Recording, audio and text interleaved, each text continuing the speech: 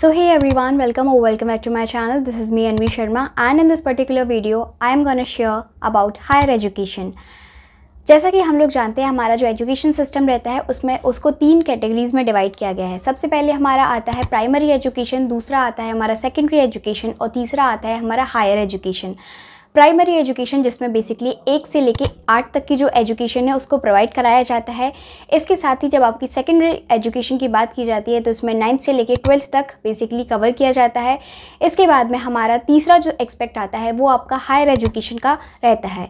So in this particular video हम लोग share करने वाले हैं हायर एजुकेशन से related structure, basically type of institutions के, ऐसे कौन कौन से इंस्टीट्यूशंस है जो बेसिकली हायर एजुकेशन को है प्रमोट करते हैं और रेगुलेट करते हैं। इसके साथ हम गवर्नेंस एंड रेगुलेशन की बात करेंगे कि वहाँ पे किस तरीके से जो गवर्नेंस है वो चलाई जाती है। इसके साथ ही आपके जो रेगुलेशन प्रोसेस रहती है, ऐसी कौन कौन सी अथॉरिटीज़ रहती हैं जिनके थ्रू बेसिकली जो हायर एजुकेशन की अथॉरिटीज़ रहती हैं उनको रेगुलेट किया जाता है।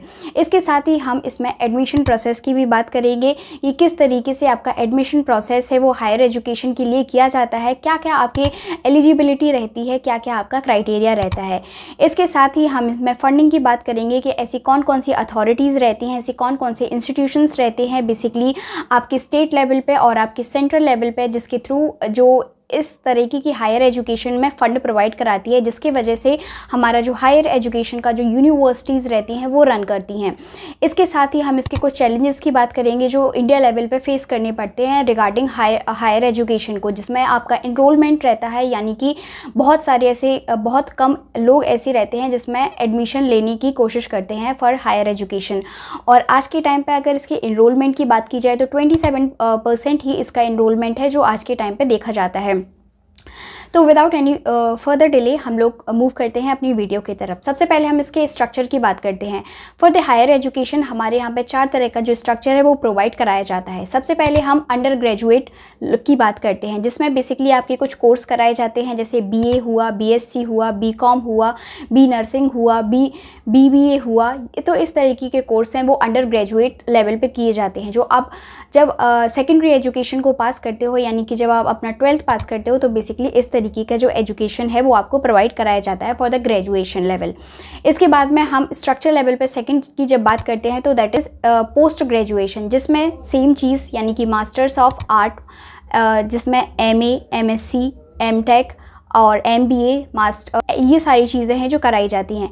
MBA का बेसिकली यहाँ पे फुल फॉर्म होता है मास्टर इन बिजनेस एडमिनिस्ट्रेशन।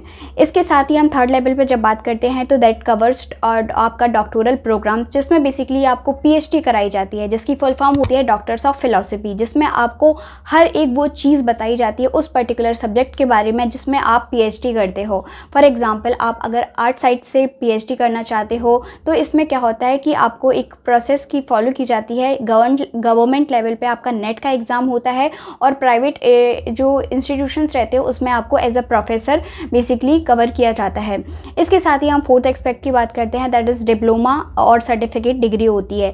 ये एक तरीके से स्किल बेस्ड डिग्री होती है, यानी कि आपकी पर्टिकुलर जो स्किल होती है उसके बेस पे आप उस पर काम करते हो और साथ ही आप अपनी जो स्किल बेस्ड जॉब रहती है, यूनिवर्सिटीज़ रहती है, उसमें एडमिशन लेते हो और उसके अकॉर्डिंग जो है आपको जॉब प्रोवाइड कराई जाती है।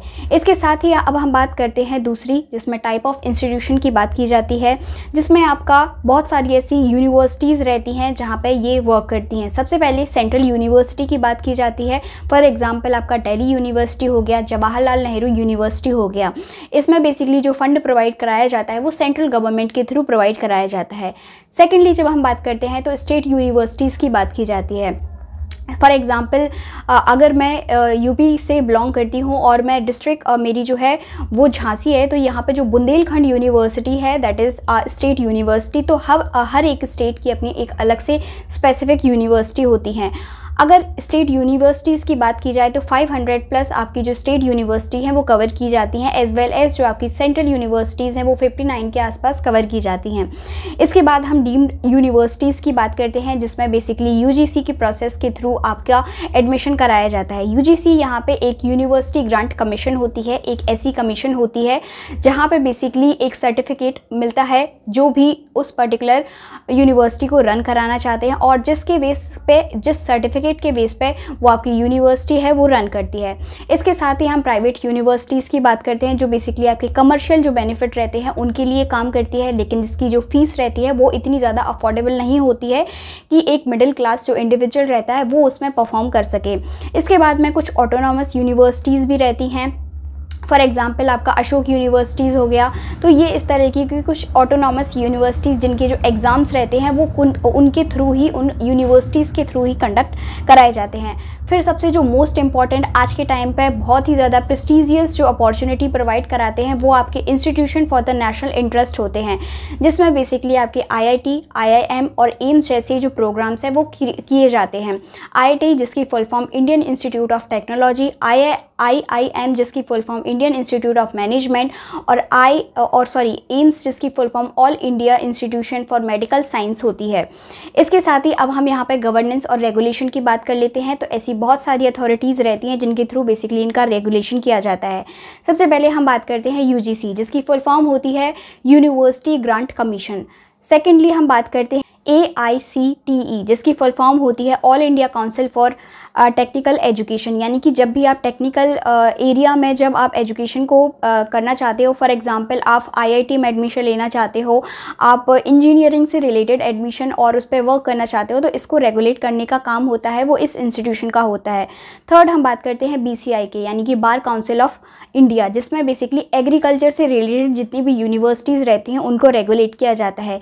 इसके साथ ही हम NAAC, NIRF इस तरीके की कुछ इंस्टीट्यूशंस रहती हैं उनकी बात करते हैं।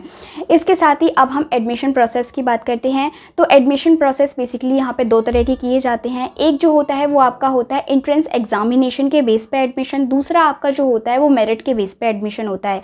एंट्रेंस एग्ज़ाम जो जिससे आप लोग बहुत ही ज़्यादा अवेयर होते हैं, जब भी आप टेक्नोलॉजी की फील्ड में कहीं आगे बढ़ना चाहते हैं तो इनके लिए एक एंट्रेंस एग्ज़ाम कराया जाता है जिसको G मेंस और G एडवांस के नाम से भी जाना जाता है। जब आप इसमें एडमिशन लेते हो तो बेसिकली आपको जो टेक्नोलॉजी के फील्ड में यूनिवर्सिटीज़ रहती हैं उनको प्रेफर किया जाता है।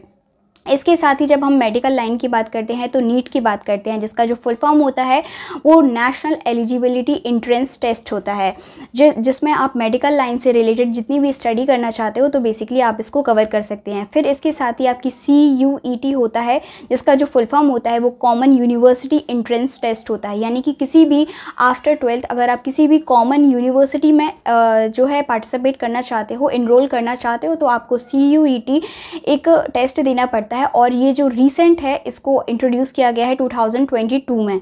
इसके बाद जो आपकी जितने भी जो मैनेजमेंट से रिलेटेड आपकी जो जो आपका बिजनेस एडमिनिस्ट्रेशन रहता है उससे रिलेटेड जितने भी टेस्ट वगैरह कराए जाते हैं, फॉर एग्जांपल आपका CAT हो गया, आपका GMAT हो गया, आपका XAT हो गया, तो इस तरीके के जो टेस्ट रहते हैं वो कंडक्ट कराए जाते हैं इस अथॉरिटी के थ्रू। फिर इसके साथ ही हम CLET की बात करते हैं, जिसमें नेशनल लॉ से रिलेटेड बेसिकली आपकी जो चीज़ें हैं वो कवर की जाती हैं। तो आज की वीडियो में बस इतना ही। नेक्स्ट वीडियो में हम इसके चैलेंजेस को कवर करेंगे। Thank you so much, love you all.